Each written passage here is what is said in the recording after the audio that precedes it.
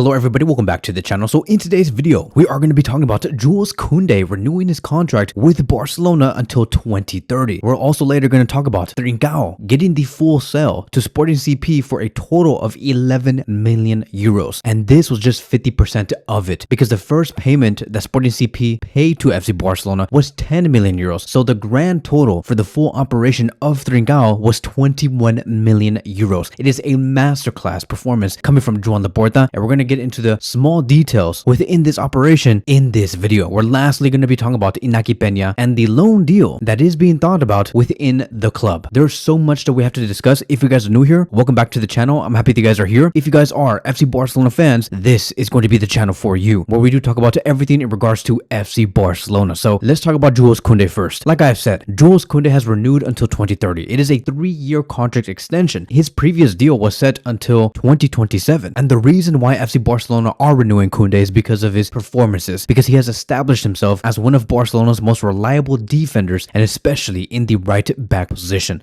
a position that Koundé did not like just 3 years ago. Koundé came into this club thinking that he was going to form a center back pairing with Ronald Araujo at the back, but that was no longer the case. Xavi Hernandez saw Jules Koundé and he said, look, Kubarsi is here, Araujo is here, Christensen is also here. I'm going to need you to play on the right back position because when you do, you perform exceptionally well. And since then, Jules Koundé has made the right back position his, and especially under Hansi Flick, playing over 100 consecutive club and international matches before his rest on April 2025. He has been consistent. He has been effective in the games that he did play last season as well, contributing in 53 matches, 4 goals and 8 assists. And because of Koundé's commitment to Barcelona and to play in the right back position, now we can have all of our main defenders. We can have Araujo, Kubarsi, and Koundé all start together because of this huge shift. I believe that moving forward, with Koundé staying with us and Kubarsi being so young, also committed to FC Barcelona, we're going to see a very strong defensive line for many years. I see Araujo with new enthusiasm, new positive energy, and the eagerness to succeed at the back is going to be very exciting. I really do think that our future backline for the next 3 years minimum will be Balde, Kubarsi, Araujo, and Koundé. Like, this is it. This is Joan Laporta's biggest plan. And of course, this defensive line is very young, which ultimately does align with what we want to do for the whole squad in general. Look at how Barcelona renewed Gavi, Pedri, Fermin, Lamine Yamal, Casado, Bernal, and many other youngsters. It's a huge deal, and it is a very exciting time to be a Barcelona fan. It cannot get any better than this for the right back position. He is consistent, he is reliable, he does not get injured. Maybe every 56th to 60th game he gets one injury, but that's basically it. Statistically, Barcelona also conceded just 0.97 goals per 90 minutes, with Jules Koundé on the pitch achieving a clean sheet rate of 31%. That is 10 total clean sheets in 32 matches. He is immense when it comes to tackles, interceptions, and clearances per match, making him one of the most dominant right backs in Europe. And of course, we have to talk about his evolution going into the final third. Like, he looks like Cafu out there, like a prime Cafu or Dani Alves-esque. His link-up play with Lamine Yamal has also improved. The guy really does know how to create 1-2 scenarios. I do think that his crosses into the box does need to improve overall, but outside of that, in terms of his support to Yamal, Jules Koundé is that guy. His timing is also getting perfected. So while yes, Jules Koundé is a world-class right back, it's more than just this. It's way more than that. It is about